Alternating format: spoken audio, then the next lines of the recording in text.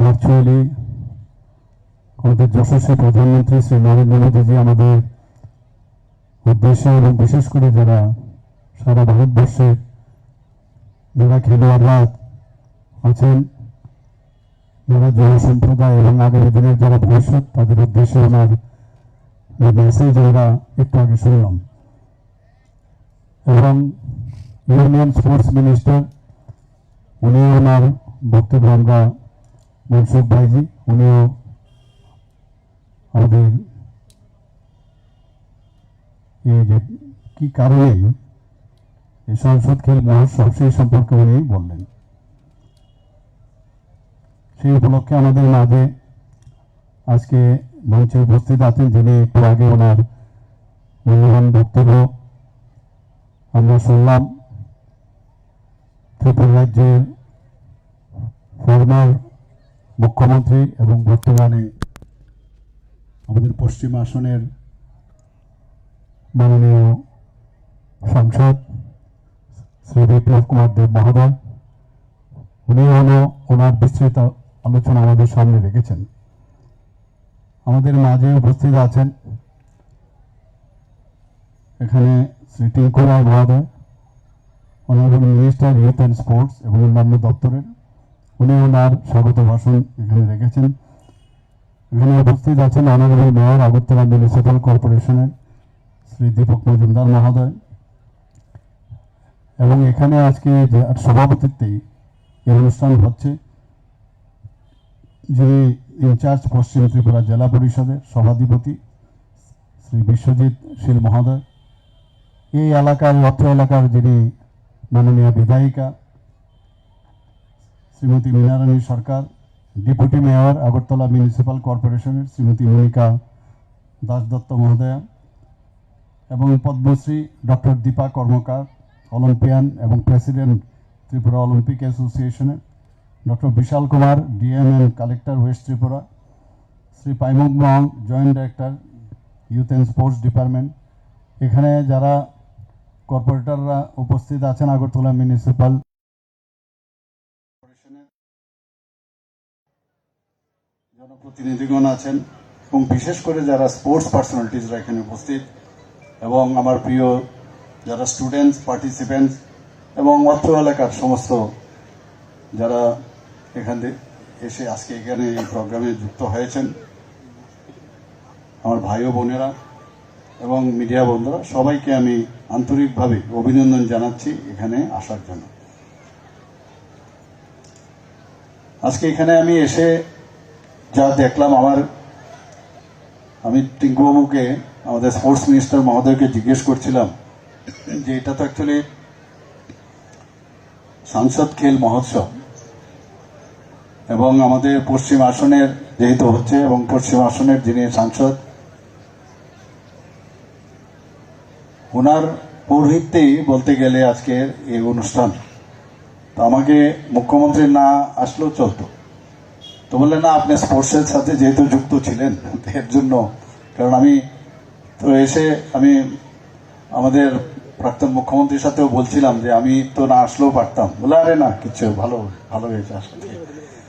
তো যাই হোক, আমার যখন এখানে আসলাম, আসার পরে একসাথে আমরা বসাতে খুব ভালোই লাগছে। সবসময় আমি বলি যখন ওনার প্রোগ্রামে আমি থাকি বা আমার প্রোগ্রামে উনি থাকেন, আর আমার আর তোমার প্রোগ্রাম না, আমাদের প্রোগ্রামে যখন আমরা দুজনে থাকি, উই ফিল গুড, সবচেয়ে বড় হচ্ছে সেটা, এবং এটা খুবই বিশেষ প্রয়োজন আমাদের রাজ্যের জন্য।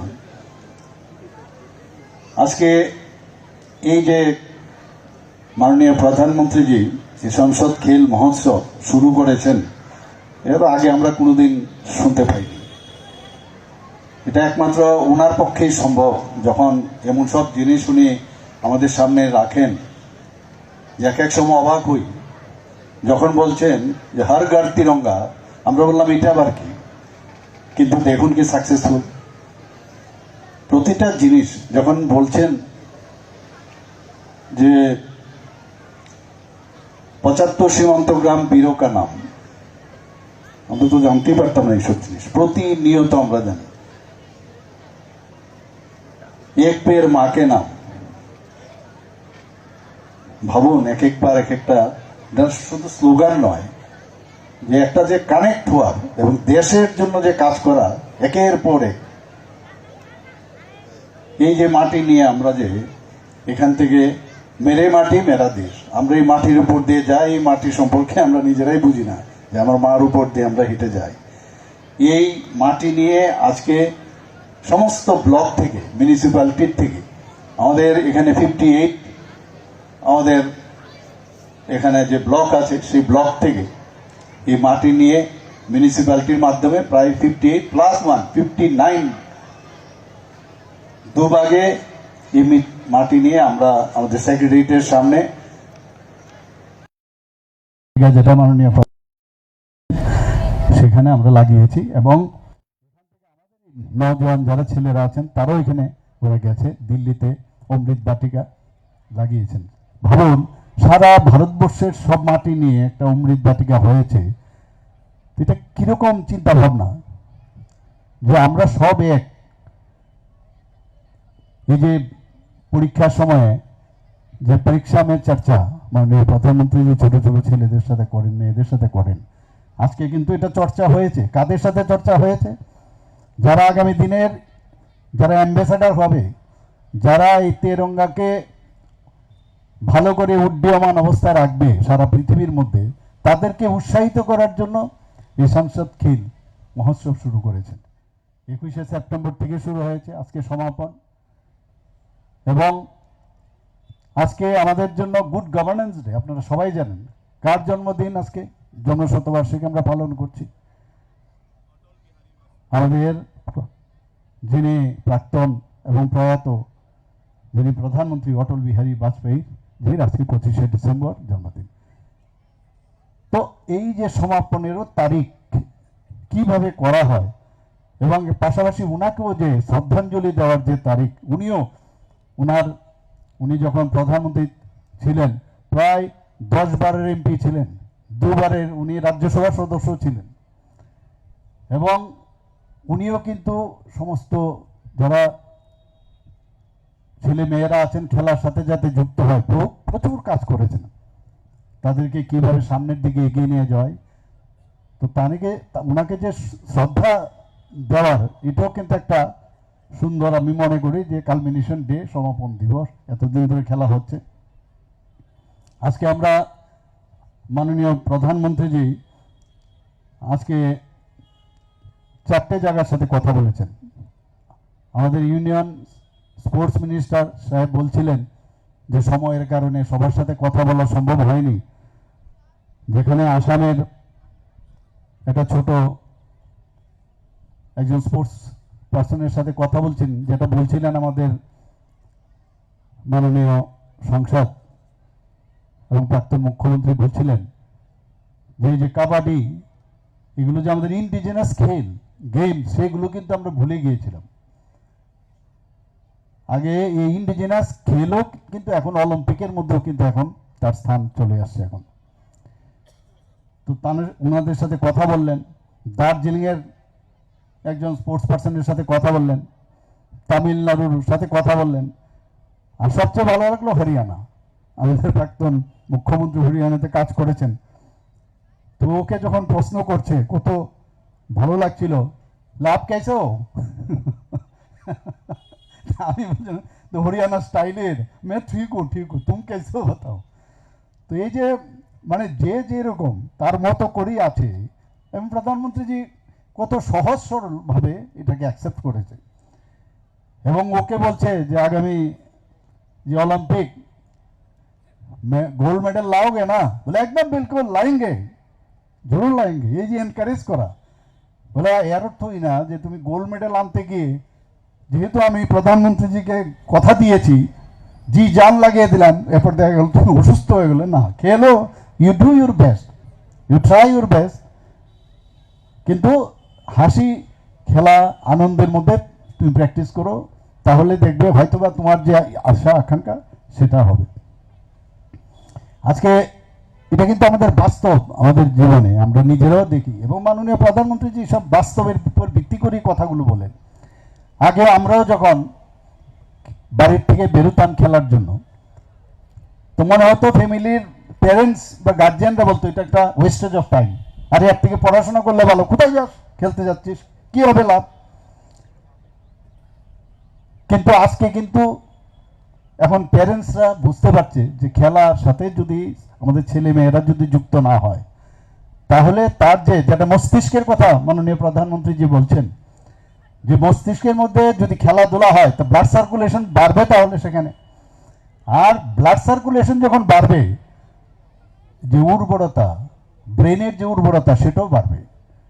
আমরা সেটা বলতাম না খালি পড়ো পড়ো, সেটা উনিও বলছেন যে দুটো ফ্যামিলি দেখা গেছে কিছু ছেলে মেয়ে বাইরে গিয়ে খেলাধুলা করছে একটা ফ্যামিলি, আর শুধু বুক ওয়ার্ম খালি পড়ো পড়ো, দুটো ফ্যামিলির মধ্যে যে এনভায়রনমেন্ট দুরকম।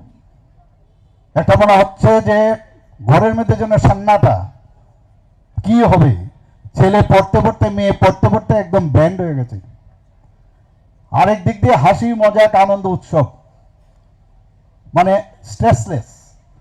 এবং আলটিমেটলি এটাই কিন্তু প্রুফ যে যে যত বেশি স্ট্রেস থেকে মুক্ত থাকতে পারবে, তত বেশি কিন্তু তার যে চিন্তা ভাবনা, তার যে চেতনা, তার যে কিছু ইনোভেটিভ আইডিয়া, তত বেশি কিন্তু তার উৎকৃষ্ট মানের হবে। আজকের তারিখে সেটা প্রমাণ। এবং যে কারণে বলছে যে healthy mind resides in healthy body. একটা ভালো শরীর যদি থাকে, সেখানে কিন্তু ভালো বন্ধু হিসাবে তার স্থান হেলদি মাইন্ডসেট। তো সেই ক্ষেত্রে সেই জিনিসগুলো উনি এখানে বলেছেন, আমাদেরও ভালো লাগছিল। মনে হচ্ছে যেন আমাদের এই যে মন কি বাত অনুষ্ঠানে উনি যেভাবে মনের কথা বলেন, আমি সব জায়গায় বলি যে সারা পৃথিবীর কোথাও কোনো রাষ্ট্রপ্রধান মন কি বাত অনুষ্ঠান করে বলে আমরা জানি না। এবং এই মন কি বাত টেকনোলজিকে ব্যবহার করে যেভাবে আমাদের উদ্দেশ্যে সারা ভারতবর্ষকে একসাথে নিয়ে আসেন, যত ধন্যবাদই মাননীয় প্রধানমন্ত্রীজিকে দেব, ততই আমার মনে হয় সেটা কম হবে। 2030-এর কথা উনি বলছেন, কমনওয়েলথ গেমস হবে আমাদের গুজরাটে। তো তার জন্য এখনকার যারা বয়স মাত্র 9-10, তারাই কিন্তু ওই সময়ে গিয়ে ওই বয়সে তারাই কিন্তু সেই প্ল্যাটফর্ম পাবে, সেখানে প্রতিযোগিতার জন্য তারা সমর্থ হবে। তার জন্য এখন থেকে তৈরি হওয়ার কথা কিন্তু উনি বার্তা দিয়েছেন। একটা জিনিস উনি এখানে বলেছেন যে স্পোর্টসের মধ্যে একটা গরিব ঘর থেকেও যদি কোনো ছেলে বেরোয়, আমরা বলি না যে মেরিট ইজ ফার্স্ট। খেলার মধ্যে কিন্তু কে ধনাঢ্য ফ্যামিলির থেকে আসলো, কে মিডল ক্লাস ফ্যামিলির থেকে আসলো, গরিব ঘর থেকে আসলো, আনইম্পর্টেন্ট। আমরা নিজের ব্যক্তিগত জীবনও দেখেছি, অত্যন্ত গরিব, সে গরিব ফ্যামিলির থেকে এসেছে, কিন্তু সেই গোল্ড মেডেল থেকে আরম্ভ করে ত্রিপুরা রাজ্যের মান তো বাড়িয়েছে, ন্যাশনালি ইন্টারন্যাশনালিতে তারা কিন্তু নাম করেছে। কাজে এই মেরিটের যে বিষয়, যেখানে এটা খেলাধুলার থেকে কিন্তু আসে, পড়াশোনাতেই হোক যেখানেই হোক, এটা কিন্তু প্রযোজ্য সব জায়গায়। আমার সারা জীবনে একজন টিচার যে কত ইম্পর্টেন্ট, এখানে যারা কোচরা আছেন তারা যে কত ইম্পর্টেন্ট, আমার ব্যক্তিগত জীবনে আমি একটা কথা সব জায়গায় আমি বলি। একবার আমি ফুটবল খেলছিলাম আমাদের স্কুলেরই, উমাকান্ত স্কুলে। তো একটা কর্নার থেকে আমি গোল করলাম। তো ওটা সুইং করে ভিতরে ঢুকে যাওয়ার পরে গ্যালারিতে আমার যে বাংলা টিচার ছিলেন, ক্লাস টিচার, উনি ডেকে পাঠালেন, তুই এত ভালো খেলিস, আমি তো ভাবতেই পারি না, তাহলে তোর সব জায়গাতেই তোর এইরকম স্ট্যান্ডার্ড হওয়ার দরকার। যখনই নিজেকে আমি কোনো জায়গায়, সেটা পড়াশোনা ক্ষেত্রেই হোক যেখানেই যাই, আরে স্যার তো বলেছে আমি যেহেতু খেলাতে ভালো আছি, তাহলে আমি কেন পারবো না এই জিনিসটা। এই যে এনকারেজমেন্ট একজন টিচার, তাহলে নিজেকে আবার লড়বার তাগত, নিজেকে আবার না আমি পারবো, I can do it, I am stronger than anyone, এই যে বিষয়গুলো কিন্তু আসে। এখানে যারা কোচরা আছেন তাদের কিন্তু গুরুত্ব অনেক বেশি। এবং আপ টু ডেট যতক্ষণ ধরে না থাকবেন, খালি মানে এখন তো সোশ্যাল মিডিয়া বা নেটের জগতে আপনি 3 ডাইমেনশনালে আপনি অনেক কিছু শিখতে পারেন। আগে আমরা যখন সে হার্ডেল শিখতাম, তো হার্ডেলের বা পাটা আগে দিতে হবে, এবং সেটা ডান ডান পাটা উপরে যখন থাকবে এটা হরিজন্টাল টু দ্য গ্রাউন্ড, সমস্ত বডিটা হরিজন্টাল থাকতে হবে। এই যে বিষয়গুলো সেটা কিন্তু মানে এখন কিন্তু আমরা যদি দেখি যে সোশ্যাল মিডিয়ার যুগে ইউটিউবে কত সুন্দর দেখায়, যখন তুমি ওই হার্ডেলটা যাবে as if you are just like a horse, মনস্তাত্ত্বিক বিষয়ও থাকে। তুমি যাকে লং ডিস্টেন্স দৌড়ছো নিজেকে ভাবো যে তুমি হরিণের মতো দৌড়চ্ছ। লং ডিস্টেন্স দৌড়লে হরিণ পাতা একজন মানে খুবই সরু পা, এবং কিভাবে তোর মধ্যে দৌড়তে হবে সময় যাতে কম লাগে। আমরা যখন যারা এনসিসি করে বা পুলিশের বাহিনী বা বিএসএফ আর্মি, তাদের কিন্তু প্যারেড যখন করে তারা হিলের মধ্যে দৌড়তে হয়, মানে হাঁটতে হয়, কিন্তু ওটা কিন্তু উল্টো খেলার মধ্যে। তো এই যে টেকনিক্যাল বিষয়, বৃষ্টি হচ্ছে, আজকে খেলা হবে না, 45 মিনিটস আমি প্র্যাকটিস করি ফর এক্সাম্পল, তো 45 মিনিটস তুমি স্কিপিং করো, তোমার হ্যান্ড সুইং মিররের সামনে দাঁড়িয়ে হ্যান্ড সুইং করো, ডাম্বেল নিয়ে হ্যান্ড সুইং করতে হবে অ্যাজ ইফ তুমি যখন উইদাউট ডাম্বেল দৌড়বে তখন তোমার কাছে কিন্তু অনেক ইজি হয়ে যাবে। এই যে বিষয়গুলো আছে মনস্তাত্ত্বিক বিষয় সব কিছুই এর মধ্যে, যে স্টুডেন্টদের অন্ততপক্ষে আমি আরেক জায়গায় আমি বলেছিলাম যে খেলা প্র্যাকটিস শুরু করার আগে অন্ততপক্ষে যে একটু মেডিটেশন, আমি 15 মিনিট আমি যদি মেডিটেশন করি, আমি অনেক স্কুলের মধ্যে পড়াশোনার আগে কিন্তু পরীক্ষার সময় একটা মেডিটেশন করায় 5-10 মিনিট, তারপর পড়া। তো মেডিটেশন খেলাতেও করা উচিত, প্র্যাকটিসের পরও একটু মেডিটেশন করলে আমার মনে হয়, এটা আমার ব্যক্তিগত যে স্পোর্টসের জগতে আমি ছিলাম বলে আমি সেটা বললাম।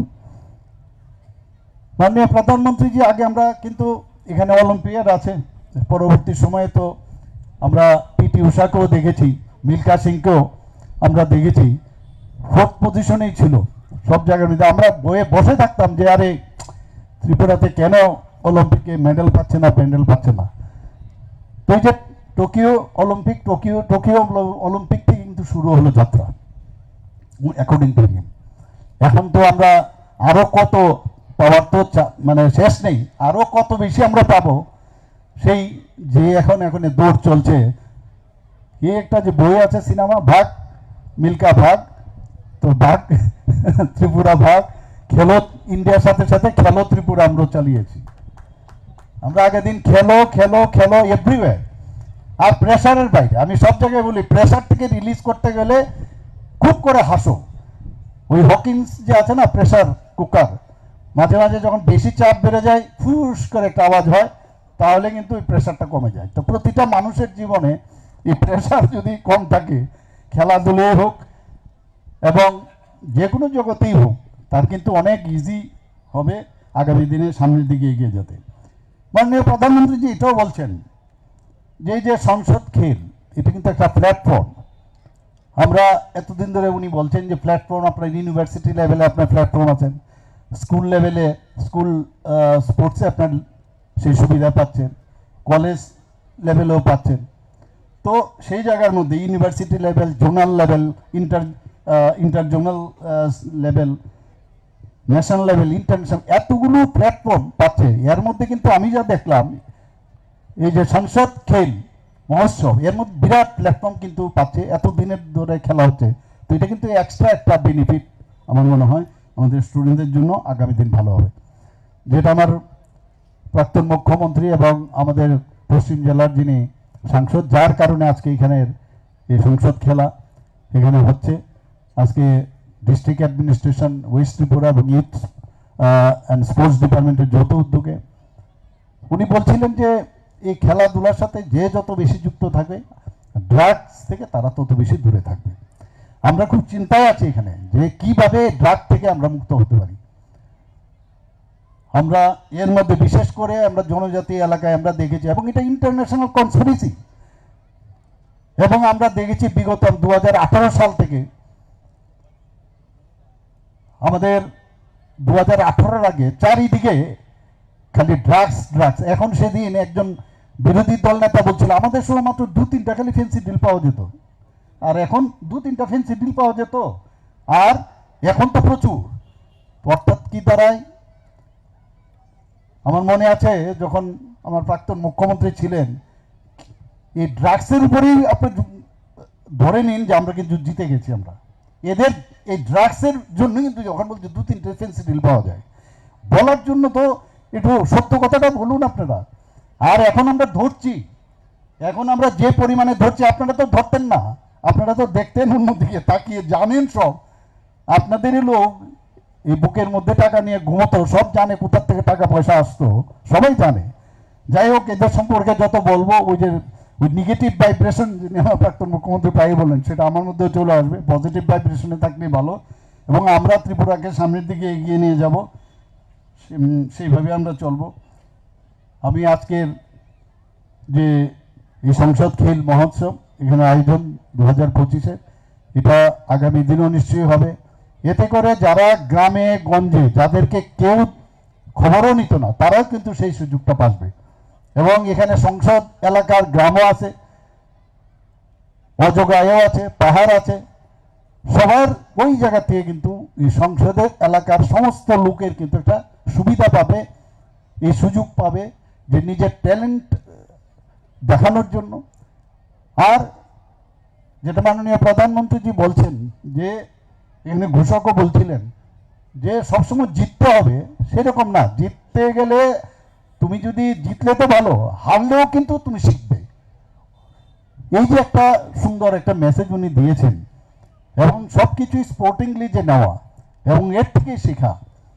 আজকে স্বামী বিবেকানন্দজি কি বলছেন, মন্দির মসজিদ ওইখানে যতটুকু গিয়ে গীতা পাঠ করবে, এর থেকে ভালো ফুটবলে লাথি মারলে তার থেকে অনেক বেশি শিখতে পারবে।